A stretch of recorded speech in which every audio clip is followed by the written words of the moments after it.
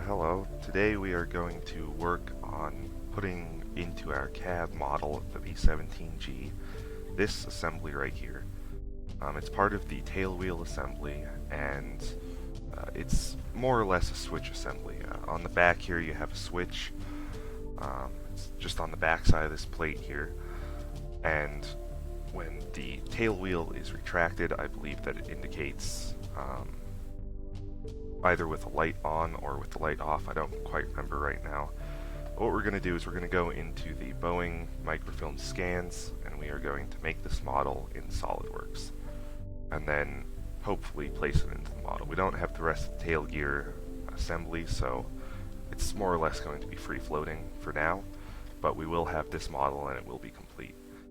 This is the back side of one of these. It's the same assembly, but this one is, as you can tell, missing some parts. There should be a switch right here, and this plate should be on the back with those bolts going through this hole and this hole, and then you would have an electrical connector here. I believe this one is also missing a different electrical connector, but I could be wrong. I think that's for a different part of the assembly. So on here we have, on this main plate, we have an assembly number that is 6-9281. So, first thing we're going to do is we're going to go to SolidWorks. I guess we don't have anything started, so we're just going to start a new part. And then we're going to go over to our microfilm directory, Control F, and we are going to search for that part number. That part number, as I said, was 69281, so 69281. Enter. It is found on roll AD 263 to 264. That's the window, so the actual scan. Now I have a digital copy of all of these, so I would go to AD, roll AD, and then scroll down to number 263. I think I just went over it. It's right here. Open that up, and boom, there's the part.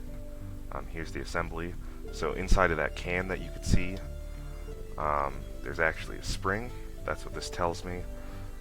It's just a hollow cylinder. It looks like there might be some washers of some sort. And then this is the cap that you can see on the other end. There's a shaft that goes down the middle. This is the plate that has the assembly number stamped on it. As you can see here. It looks like the assembly number was actually stamped in a different place on this part for some reason, and the cap, the little pointer on that cap, is not quite aligned where it shows in the drawing. That is probably because this is intended to move, and when it was removed, it was in a different position. So we're just going to start with this right here. The first part we need is this plate. As we can tell from this view, it's 312.988. So we're just going to open up 312.988. F322. So I'll go to roll F, TIFF 322.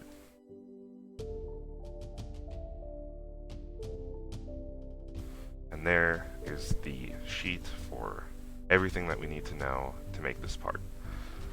I'm going to move that back over to my other screen so that I can just look at it as I am modeling the part.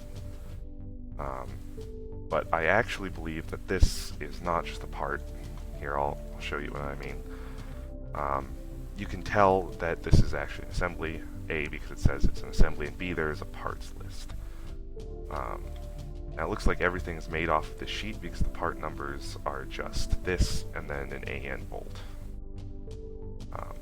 So these are all dash numbers if they don't have an actual part number like 3-12.988. If it's just a single number, it's a dash number. So if we go over here, you can see that the plate is -6, and then we have 2 -4s as indicated here. And then, I believe, once we have that all done, it just gets welded together. That's what this part looks like that I'm holding here. So it all makes sense. That said, in SolidWorks, and indeed if you were going to make this part as a new part, as a replacement part, there are many different ways that you could do this. You can make this all out of just one big block. You get a big block and then you mill it out with a CNC machine. Or you could actually do it the way that they say and have a bunch of different parts and weld them together. We're just going to make a bunch of different parts and mate them together in SolidWorks. It won't show the welds. I think that we could input welds, but it's not really worth that for this assembly. If we actually go to make this assembly, which hopefully we won't need to now because we actually have an original here, but if we ever did go to make this assembly or make a replacement, we would refer to this sheet, not the CAD model. We would look at the CAD model, you have to find it to find the part numbers really quickly if we wanted to, and to see how it goes together, but we would probably not actually build just off of the CAD model. We would refer back to this so that we make sure that everything is correct. You can't afford to have mistakes on an aircraft like this.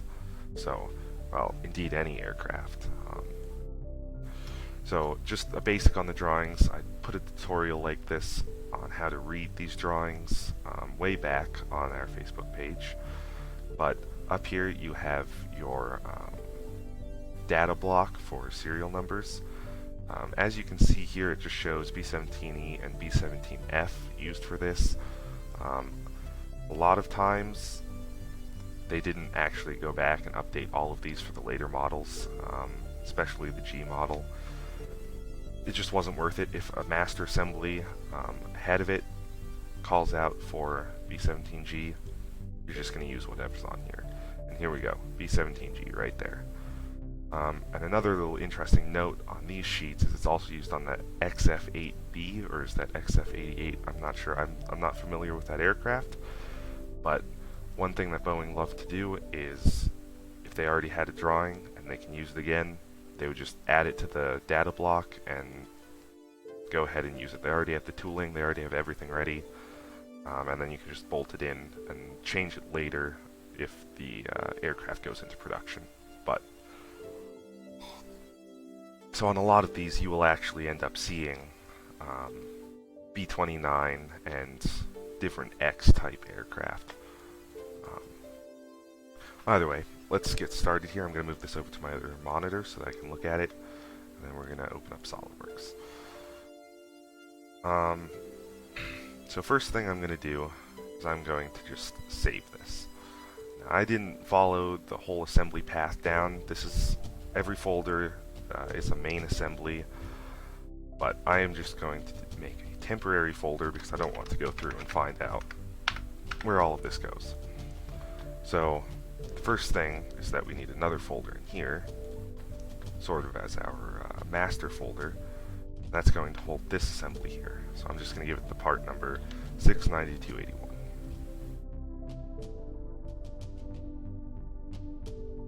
That's not what I wanted to do.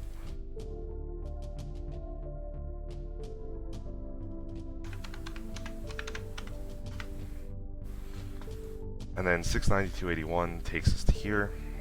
So we have another folder because this is another assembly, and it is 312.988. And then this part will be 312.988, and I want it to be that back plate first, which is -6.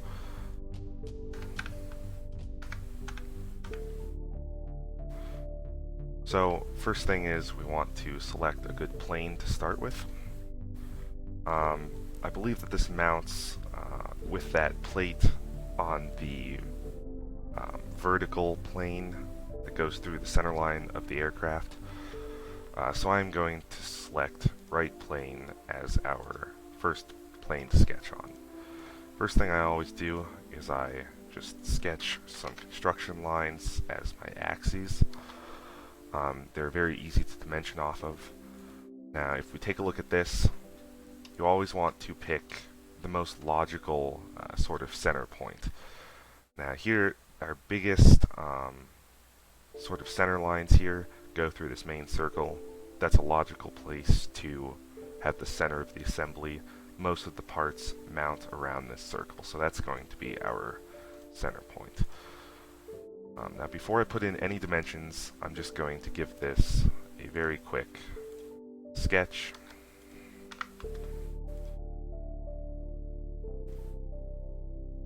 I'll just sort of roughly determine where I want all of this to be. Also, before I do any dimensions, I am going to put in relations like I just did right there. Just because it makes it easier later on. And we know that this side and this side is equal, so we're just going to make those equal. And then we'll start out with the most accurate looking dimension. I'm going to say that this center hole. So that diameter is 1.75. So I type in 1.75, enter. Top is 4.2. Our side here down from that center line is 1. And then up from the center line is 2.05. Our total length is 6.6. And our distance down at the bottom here is 3.1. Now when you see everything go black, you know that's good. See, our circle here is still blue, so it's not defined. I'm just going to drag that over until I see that little icon there, and boom, that's our sketch. Now you can also tell that on the corners here there are fillets, 0.1 radius. Typically, when you only see one dimension here, it means that it applies to all the corners. So I'm just going to apply it to all the corners, including this one right here. Now when you look really closely on this drawing, you know, it's very hard to tell, but that looks curved to me, so I'm going to assume that it follows that radius. Because I want all the corners, I'm just going to click and drag, release, say yes to that. It's just saying that because I have relations. And I say 0.1, I click check, and all of the corners now have fillets. Alright, so our sketch for the first part is done. I'm not going to do the holes down here quite yet. I like to have those in a separate sketch, just in case I make a mistake later and I want to come back.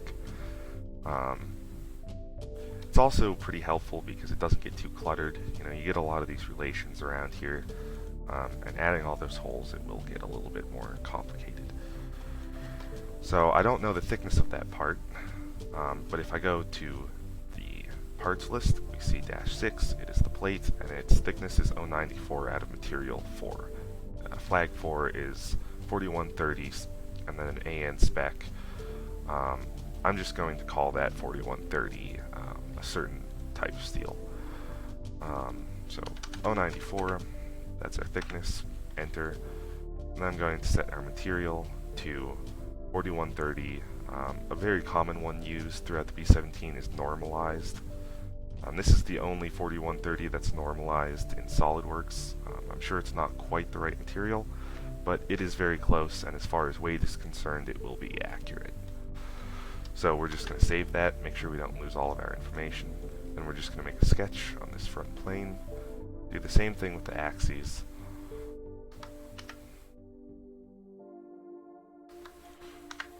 I messed that one up because I didn't wait, so you can see that little blue dotted line as I move up and down.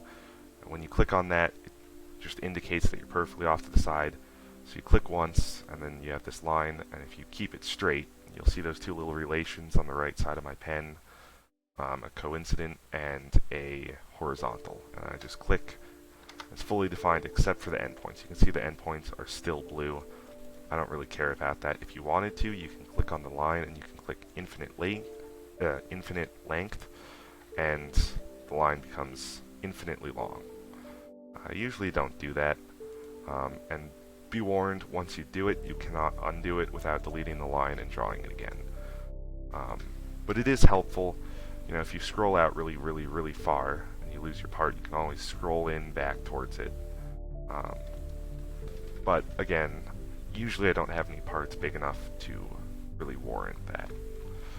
If we go back to the parts drawing, we have one there, just going to have one up here.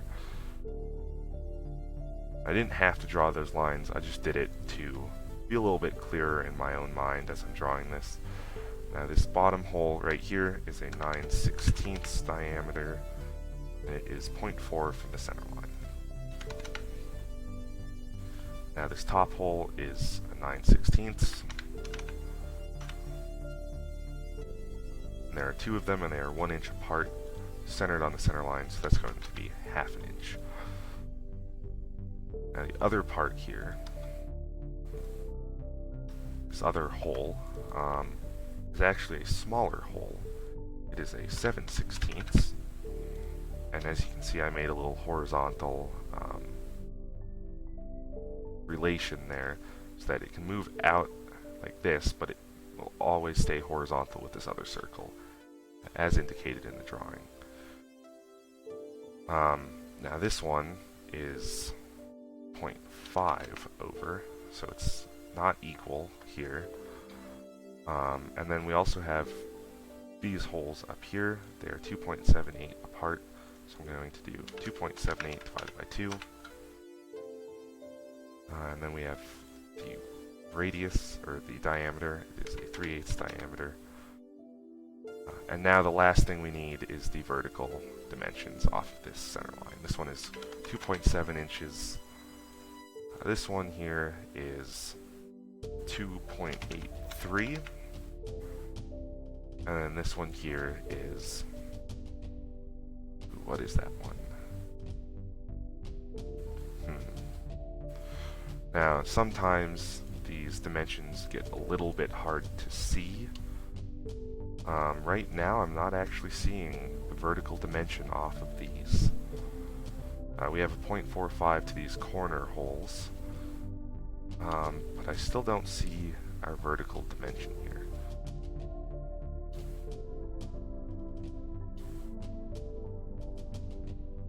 That's right there. It's right there. It's 0.6 inches from the bottom. It's not off of the horizontal line. But as you can see, just on the Boeing drawing, it gets a little bit complicated in here. You have all this text right next to itself, and you have to be very careful. This right here does not correspond to this, because you have two different lines. They're crossing each other. It gets very complicated. They tried to fit as much as they possibly could on a single sheet, which it has its ups and its downs. On one side, you don't have to change sheets all the time, but on the other side, it gets pretty darn complicated. Now anyways, if we go back down here, we have a corner hole there, and a corner up here. Those are equal, I do believe. So I'm just going to set those to equal. Yep, number 8, 4 holes. And those will match a different assembly later on. Or, well, actually, I believe that's the higher up assembly. Either way, 0.199. And we can say that that is 0.45. And now, you see, I noticed that I have a fillet here. I don't have a strict corner, and this goes to a strict corner. So what I'm going to do is I'm just going to add 2 construction lines. I hold over it until that little orange dot appears and the relation indicator shows up, and then I click on that, and then you'll see the green relation there. Now this one was horizontal, that was an easy one. But as you can see, this one does not line up perfectly, so I click on that one, I hold shift, I click the edge up here, and then I say collinear. And boom, now we have our corner. And we're going to call that 0.45 as well. Now up here, we have a similar deal. That's 0.3 and 0.45. And this one we don't have to draw that corner because this is a horizontal and this is a vertical, so the corner is actually a little bit irrelevant there. So as you can see, we also have this other side to do. I don't want to spend the time doing all of that, so I'll just click the mirror entities up here. You can click and drag, or you can just individually select each one. Those are the only ones that are mirrored. These ones are not mirrored. You can click this for mirrored about. I'm just going to click this line, get a preview in yellow of what it's going to look like. When you're ready, you just click yes. Then we go over to features, extruded cut, through all. And there's the part.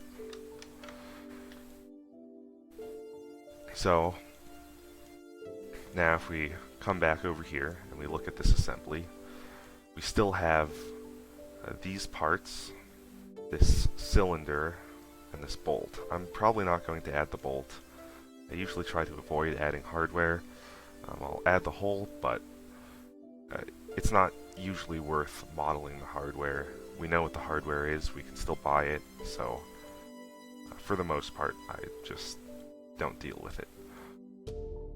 Now, Dash 5 is actually our assembly. We'll deal with that in a little bit. First thing we need to make are these brake linings. 0.12 thick, molded. I don't know what type of plastic. It's presumably a rubber of some sort. As I am looking at the actual part that I have here in my hand, I can't quite make out what that material is. It's a little bit dirty. So I'm just going to read these real quick, but it doesn't look like it actually tells us what it is. It's either a molded plastic or a molded rubber. Well, it's a brake lining. I don't really know what material they wanted for that, so I'm just going to call it a generic plastic in our assembly here. And then all of these indicate rivets. They look like countersunk 1/8 inch, but on every drawing it will tell you what it is. So it's 1/8 inch diameter countersunk head, BAC 1341-4. So it's an 1/8 inch rivet, indicated by the -4 and the fact that it says 1/8 inch. Countersunk head of type BAC 1341. I believe it's very similar to an AN 426, but the countersunk degree is somewhere around 82 degrees, perhaps. I don't quite remember offhand. And then you drive the countersunk head 0.06 inches below the surface of the part on the other side. So, yep, it tells us the size of the holes for the rivets, and everything looks good.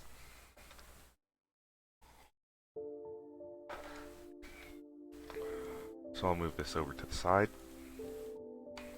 I'll just give this another save, and I'll start a new part. And first thing I do is I always save the part. So this is going to be -4. And I'm going to use the same starting plane as I did last time, so it all lines up in the assembly. This part is a very simple one. It's just a simple disc. Our inside diameter is 1.75, and our outside is 2.5. Now I'm looking at this, and that doesn't quite look right to me.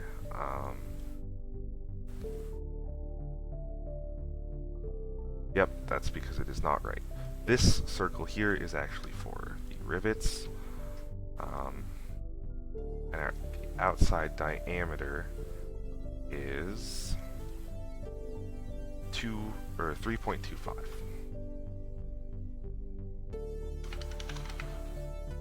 Yes, that looks a lot better. So now if you look at this, right, you have the 1.75 inner diameter, 2.5 to the rivets, and then on this view, there is no dimension for this outside radius. You have to go to the other view, and it shows you in probably a not very typical way. Now it said the thickness was 0.12, so we're just going to make that 0.12. Usually I wait to put the material over here until I have everything modeled, just because sometimes it can visually mess with you or hide lines. So I'm just going to add that. Now our rivets are actually lined on each one of these axes, so there should be 8 of them. All I'm going to do is I'm going to make one. That's a 0.128 diameter here, and it's 2.5 divided by 2. That's the distance out from the center line. Now what I can do is I can do a circular sketch pattern. First thing is you want to select what you're rotating about, so I'm just going to select this inner circle. Second thing is you click Entities to Pattern. I'm just going to click that hole. It does that. We want 8 of them. You can see it's not actually centered. It's a little bit annoying.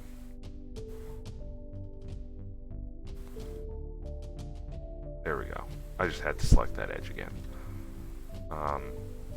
Yes, we want equal spacing. It looks right when we compare it to the drawing. Display instance count. You want that. It just shows a little number of how many you have, which you can edit later. And we don't want to dimension the radius because we already have that dimensioned. We don't want to dimension the angular spacing because it should be equal. Now we click that, and you can see they're still in blue. That's because the center point didn't actually define it. It never seems to define when you tell it to.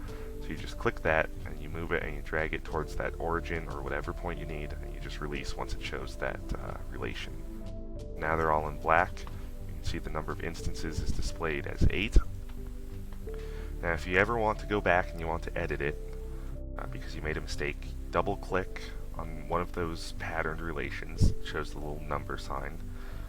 And then over here on the left you have patterned, and it'll be 1 through however many number of patterns you have. You right click on that and you click edit pattern, and there you are, you're back at the edit pattern. I don't need to edit it, so I'm not going to, but if you ever need to, that's how you do it. A lot of people get confused on how to edit the pattern once it's already in, and they'll just delete it and do a new one. It takes up a lot of time. It's pretty hard to do, especially when you have a whole lot of patterns. So now we're just going to do an extrude cut through all and check. And now I don't have a specific material for this. I'm just going to call it rubber for now. We can always go back and we can edit that. If we were actually going to go and make this assembly, we'd have to do some more research on what that part actually is made of. Brake lining, that's what it's made of. I would have to do some research and actually figure out what that means and what it's for. Anyways, now we have this part, and we're going to start by making an assembly. So you just click assembly and you click OK. First one I want in is -6, so I'm just going to click that on the left. I'm going to bring it out here and click.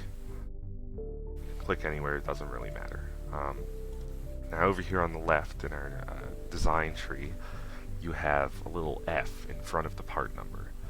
That means that it is fixed in space. You can click it and drag it and it doesn't move, and it shows that little window that says the selected component is fixed. Now what you do is you right click that and you go down to this little word float. You click that. That unfixes it. So now in front of the part you have this little minus sign in parentheses. That means now you can click it and you can move it around. It's not defined. Down here in the bottom it says underdefined, which just tells you if the whole assembly is defined or not. Before I go any further, we're just going to save this. If it tells you to rebuild before saving, always click rebuild, unless you really know what you're doing and you don't want to do that. So this is assembly 3.12988-5.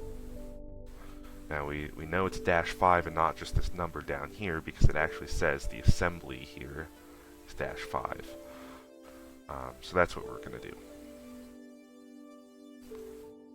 Now I could be wrong on that, and that could just be for welding the plates together, or the plate and the tube. But actually yes, that's exactly what's going on. So I made a little mistake here. We can't actually put those linings in yet, because if we look over here, the lining is not used on -5, it's just used on the main part number. So -5 we now need to make this tube. It should be another pretty simple part to make. So we're just going to save that assembly, create a new part. Again, using the right plane, because that's the first one we started with. Now to make this tube, it actually shows over here in the parts list what that's supposed to be. It's supposed to be a 3.75 inch outer diameter with a 0.109 wall, 1.2 inches high.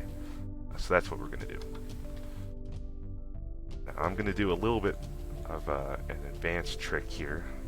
So 3.75. And I'm not going to make an inner wall in that sketch. Instead, I'm going to click Thin Feature here. And that will allow me to just make that inner wall. It's going to be 0.109. And if we look at the preview, the yellow is on the outside of the circle. We don't want that, so I just changed the direction. Now it's going in. We want the distance out to be 1.2 inches. So 1.2 inches. Boom. Now we just set the material and we can put it into the assembly. The material on that is also going to be the 4130 steel. This part number is -3. So now if we go back to our assembly of -5, we can insert the tube, like so, and we click Mate up here. This is the most powerful tool in assemblies.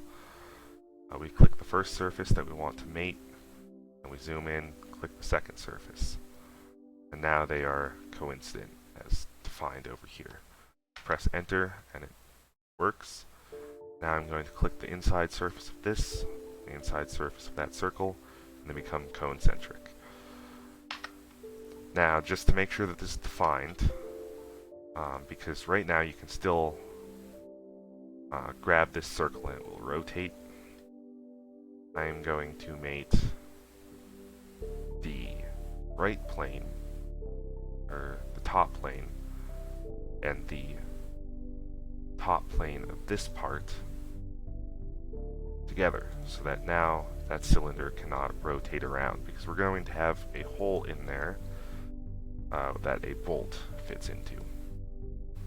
Now, as you can see, this entire assembly, you can still move it around, and that's not very helpful. So what we're going to do is I'm just going to collapse our lower part here, but you see this little origin button, it shows a little point right there, and then same for the assembly. I'm just going to click Mate, I'm going to click the assembly origin, and then click the origin of the first part. And they mate together, and over here you see align axes. You want to have that checked because it aligns all of the planes together and defines the entire part. Now that weird little shadow is because the floor right now is being shown up here. Press Control and hit Q and it rebuilds the assembly, and now the floor is down there and the shadow looks like it should be there. And then we're just going to save that. Now to finish this assembly here, we're going to start a new assembly. We're going to insert the assembly we just made. I'm going to float it like we did before. I'm going to mate the origins. And now we can finally insert those brake linings. Now I need 2 of them, right? And I don't really want to go up here and click this again and find it in the list. So what I'm going to do is I'm going to hold down Control. I'm going to hover over the part, I'm going to click, and then drag, and then release. And it clones the part. Now we can get to mating. So we mate that to there. We mate this here. And then we can do another little trick. This button right here is multiple mates mode. We can now make multiple mates of the same type. I'm going to be, before I click anything else, click concentric. And then click your first mate reference, your second mate reference. You can have as many of those as you want and they will all apply the same mate. Also going to create a folder for those to live in. And then we just click check. And that's good. Now down here in the mates, if you ever want to edit any of these, you open up this folder. You can see each one highlighted as 2 parts. And then we also have this multi-mates folder, which are the 2 concentrics. So this part is almost done. We are going to just same thing we did before. This time you'll be able to see it a little bit better, but you can see that that rotates around. We don't want that. We want that to be fixed. So what we're going to do is we are going to click Mate. First one is going to be the top plane, multi-mate again. And then we open up both of these and we click top plane and top plane. The lines, we click check. We can check down here, it says fully defined. That's perfect. We can just save that real quick. It is going to be 3, 12, 9, 88.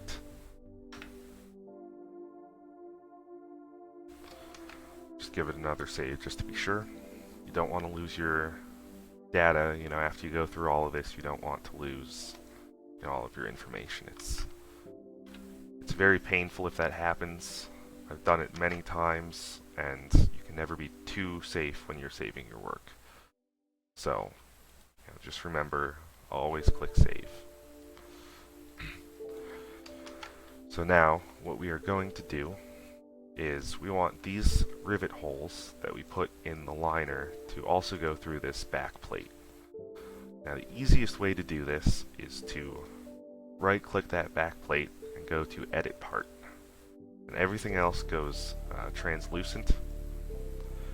I'm going to put a sketch on this front face. Now there are two ways to normal to that sketch. You can either go over to the sketch on the left, right click it, and click normal to, like that. Or you can press your space bar, like that, and click the view that you want to align with. So it would be this one. Either way, you'll align with it and everything will be good.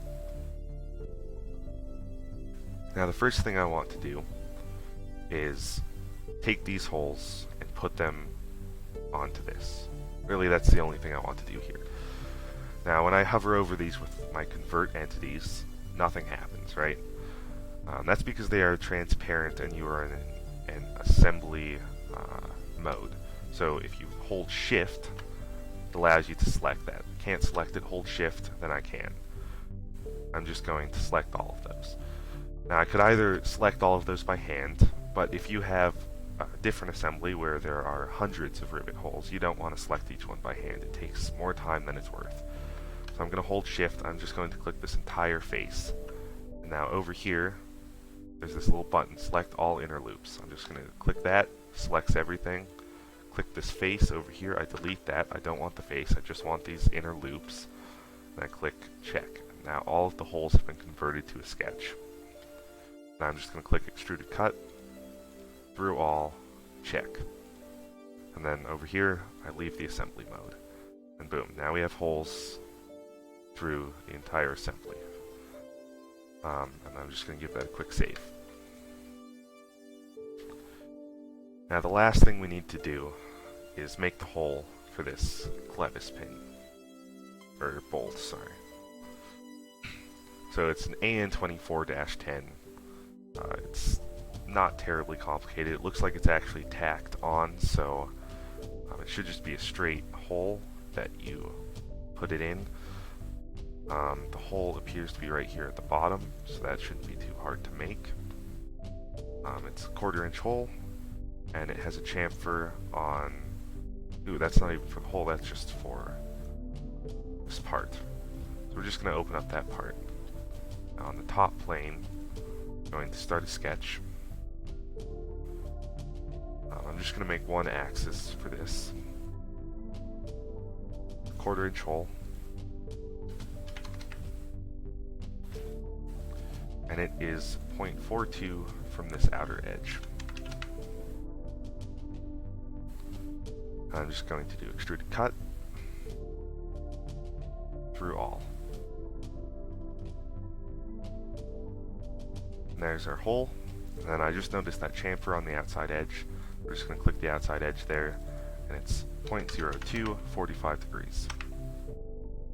And there is that little chamfer right on the edge. We have the hole at the bottom. Just save this, close it, and then boom, right there. Everything's together. That's looking right to me. So now it actually looks like on the part that I have here in my hand, I see the tack weld, but the bolt itself is missing. So that's something that we will have to disassemble and replace. I don't know why it was removed. I don't actually know exactly what it's for right now. But this assembly here should now be done. Now, in the actual part, you're going to have a weld seam all the way around this outer tube, but we aren't going to do that today.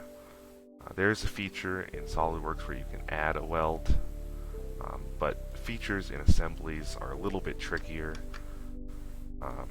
and for the most part you should probably avoid them until you are a more advanced user. If you already are an advanced user, feel free to go and mess around with it, but it's not something that I usually do.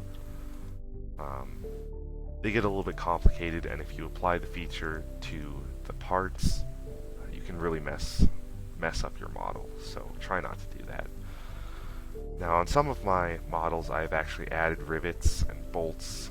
I'm not going to do this on this one. I don't think it's worth it. Once this is all together, you won't even be able to see these rivets. This bolt may end up being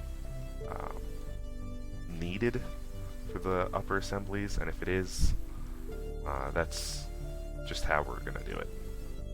Or we'll go back and we'll do it then. Now, I was just, doing one last overview of this drawing. Right here it says spot face 9/16 diameter by 0.03, and that's right where this bolt goes. So we're gonna do that real quick. Same sort of deal. Top plane. Just gonna make a sketch on that.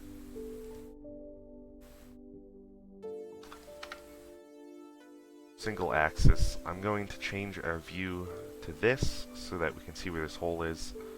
Just going to sort of hover on the edge until that center shows up. Click there and expand out. Set that to 9/16. And then change this back to our normal view. It's going to be an extruded cut. And I want this to be blind.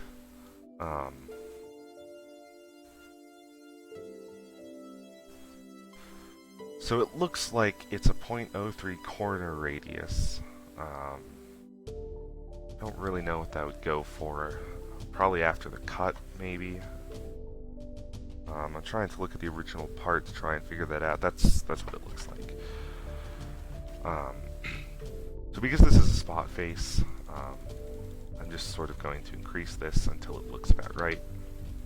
Going to normal to this view. So maybe 1.75. Not quite. Believe that the inside radius of this is 3.75 minus 0.109. Well, 3.75 divided by 2 minus 0.109.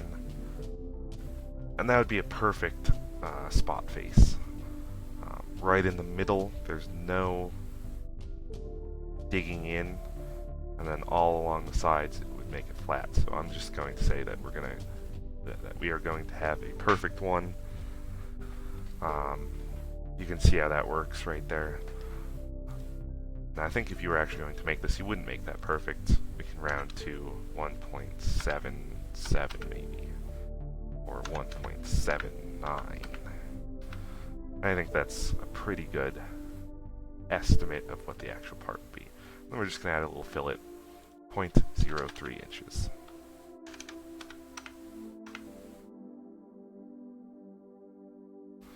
Now I'm looking at this, it looks a little bit rough, so I am just going to go over here, decrease this to 1.78. And that looks pretty good to me. So that's what we're going to call the part, and then we're done with that. And there's our assembly. Remember to keep saving. I try to save every time I move into a part, just to be safe. Make sure I don't miss anything. Now, if we go back over here to the actual assembly, we just made that right there. Now there's all of these other parts.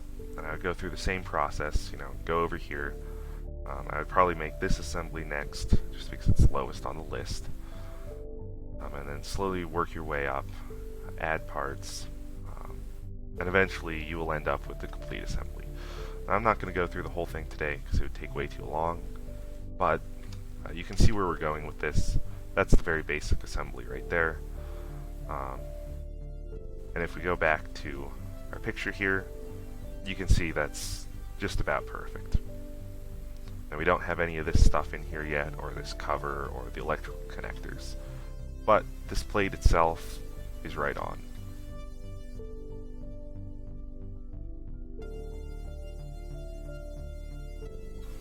Well, I thank you for watching this.